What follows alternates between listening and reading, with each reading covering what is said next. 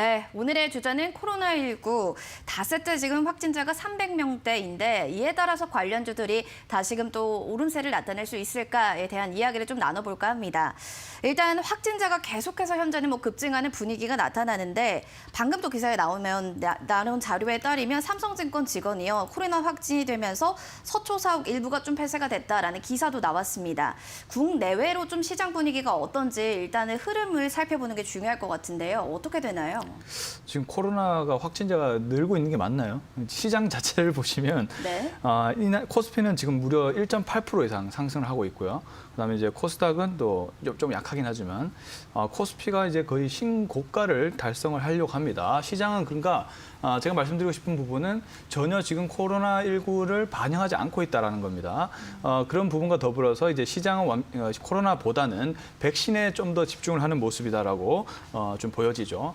그렇기 때문에 저도 약간은 조정이 나오지 않을까라고 생각을 했는데 일단 시장 분위기가 일단은 굉장히 강하다는 점을 좀 참고를 하셔야 되겠고 이렇게 된 이상은 계속적인 코로나 환자 수가 좀 예를 들면 1,000명, 2,000명 이렇게 늘지 않은 이상은 시장에서 좀 반영하기 힘들지 않을까 생각이 듭니다. 일단 코로나 백신에 대해서 시장이 좀 더 집중하고 있는 그런 상황인 것 같고, 근데 거기에다 추가적으로 일단은 코로나 환자 수가 늘고 있기 때문에 이 비대면 섹터에 대한 그런 수요도 좀 증가하는 것 같아요. 그래서 비대면 관련된 종목들도 예를 들면 온라인 컨택주라든지 온라인 쇼핑 관련 결제주라든지 이런 종목들도 좀 상승을 좀 해주고 있고 또 진단키트주마저도 상승을 해주고 있습니다. 역시나 진단키트도 이제 좀 꺾이긴 했지만 그래도 어쨌든 수요는 늘고 있는 상황이기 때문에 실적 자체는 이제 좋아서 이게 기술적 반등은 좀 나올 수 있다라고 일단 판단이 듭니다. 하지만 진단키트보다는 저는 이제 온라인 결제 관련된 비대면 관련된 주를 좀 보시는 게 좋을 것 같다는 의견 드려보겠고요.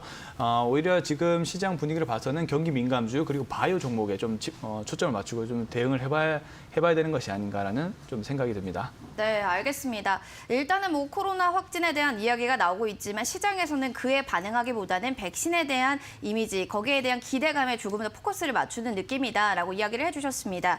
자, 그렇게 된다면 내일부터 수도권, 호남권에서는 각각 1.5, 2단계 정도의 거리두기가 이제 격상이 된다라고 했는데 그러면 대표님의 입장을 봤을 때는 거리두기에도 임해도 과거만큼 그 영향이 좀 크지 않다라고 봐도 될까요?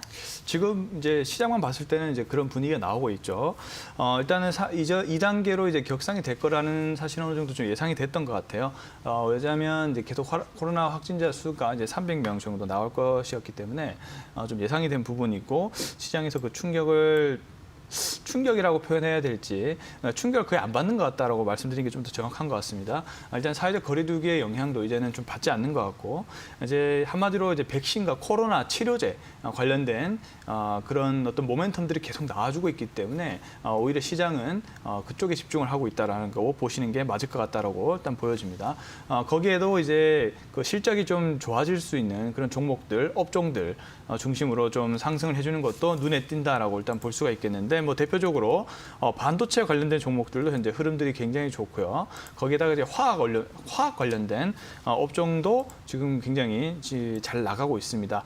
금일 업종 상승률을 보면 전기전자 섹터가 3%, 그리고 이제 증시가 좋으니까 증권주도 지금 3%대 상승 나와주고 있고요. 제가 방금 말씀드렸죠. 경기 민감 업종 대표주라 볼 수 있는 철강 금속도 현재 2.65, 자동차 관련된 운수창고 또 2%. 그러니까 지금 거의 하락하는 업종이 없습니다. 음식료, 섬유, 의복 빼고는 대부분 상승을 해주고 있는데 거기에다가 이제 제가 말씀드린 경기 민감 업종, 전기전자 업종들이 또 시세를 이끌고 있다라고 보시면 좋을 것 같기 때문에 시장은 사회적 거리두기의 영향을 두기보다는 이렇듯 실적에 대한 증가와 그리고 백신에 대한 기대감으로 포스트 코로나를 준비를 하고 있다라고 보시면 좋을 것 같다라는 의견 드려보겠습니다. 네, 알겠습니다. 실적과 백신에 조금 더 포커스를 맞추면서 포스트 코로나를 현재 우리 시장은 준비 중이다라고 이야기를 해주셨습니다. 따라서 경기 민감주들에 대해서 시장 바라봐야 된다라고 설명해 주셨는데요. 앞서도 비대면, 진단키트 관련주들 상승한다라고 설명해 주셨는데 그렇게 되면 관련주들 순환매 계속 이어질 것이다라고 이렇게 해석을 해도 되는지요? 방역, 치료, 비대면. 일단 코로나 관련된 테마로 좀 볼 수가 있겠는데 물론 방역도 코로나19가 확진자 수가 늘고 있기 때문에 이제 수요는 늘 것이다라고 일단 보고 있는데 근데 이제 방역 이런 주보다는 제가 방금 말씀드린 코로나 쪽으로 본다면 역시 바이오가 좀 시세를 이끌 것으로 예상이 됩니다. 왜냐하면은 지금 이제 연말로 다가갈수록 일단은 원래는 이제 대주주 양도세 문제 때문에 시장이 조금 조정이 나올 확률이 이제 높아 보이는데 이제 코스닥은 사실 지금 코스피에 비해서 이제 시장이 좋음에도 불구하고 좀 약하죠. 이제 그런 수급적인 이슈가 좀 있다라고 보시면 될 것 같아요. 그렇기 때문에 만약에 코스닥 같은 경우 연말 조금 조정이 나오게 된다면 내년도 1월 효과를 내년도 1월 효과 때문에 이제 지수가 이제 끌어올려지게 되는데 그 중심에 바이오가 있을 거란 말이죠. 그렇기 때문에 제가 봤을 때는 코로나 관련주로 역시나 지금 바이오 쪽도 계속 모멘텀이 나와주고 있는 부분이 있기 때문에 그 치료나 그다음에 백신 관련된 바이오 업종들 중심으로 보는 게 좋을 것 같고 이제 비대면은 좀 다릅니다. 비대면은 일단은 계속적으로 코로나가 있기 때문에 관련된 뭐 교육이라든지 그리고 온라인 결제라든지 이런 수요는 원래부터 증가를 했는데 코로나가 좀 더 앞당겼다 보면 되죠.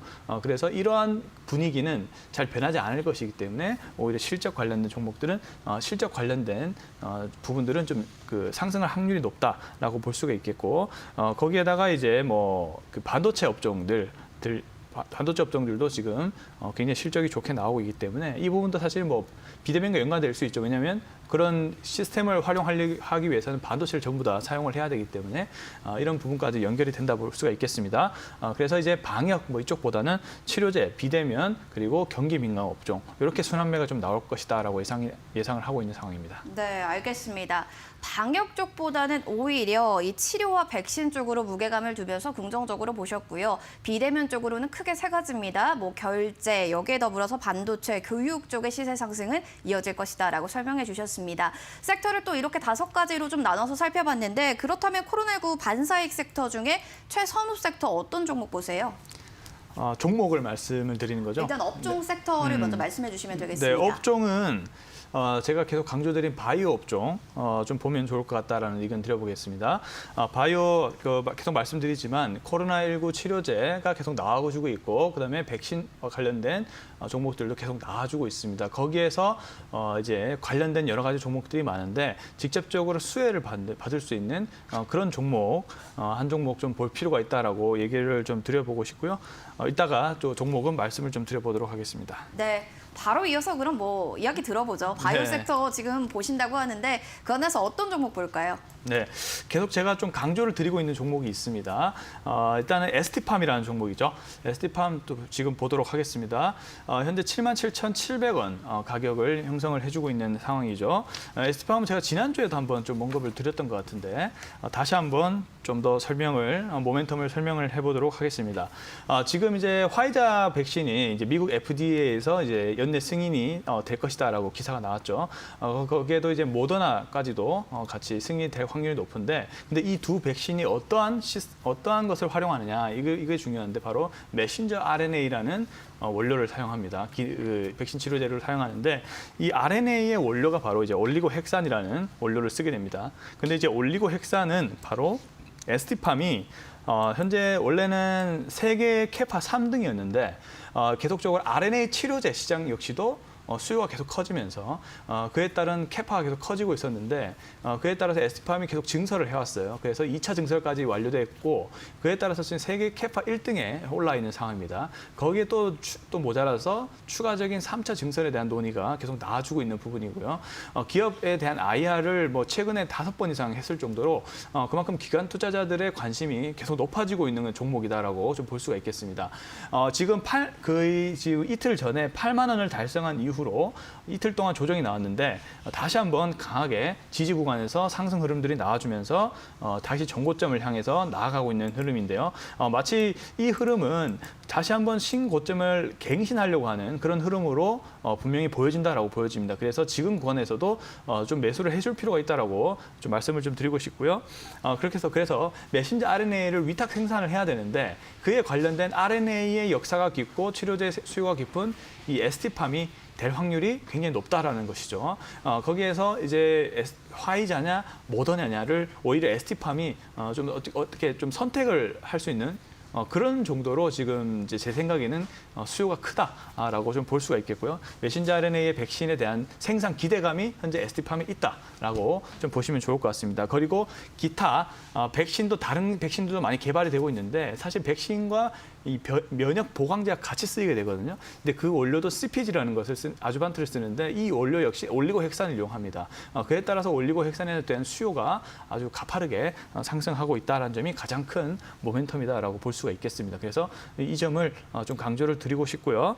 자, 일단은 매수 등급을 1등급 설정을 해보도록 하겠습니다. 1등급 설정하고요. 일단 1차 목표가 15만 원 정도 예상을 하고 접근하도록 하겠고요. 그다음에 손절 가격을 54,900원 잡고 대응해보도록 하겠습니다. 네, 알겠습니다. 바이오안에서 ST팜이었습니다. 위탁 생산에 대한 기대감을 가지고 1차 목표가 15만 원으로 설정을 해주셨는데 차트와 수급 그리고 재무제표도 좀 잘 살펴보시면 좋을 것 같습니다. 오늘 도움 말씀 주셔서 고맙습니다, 전문가님. 네, 감사합니다.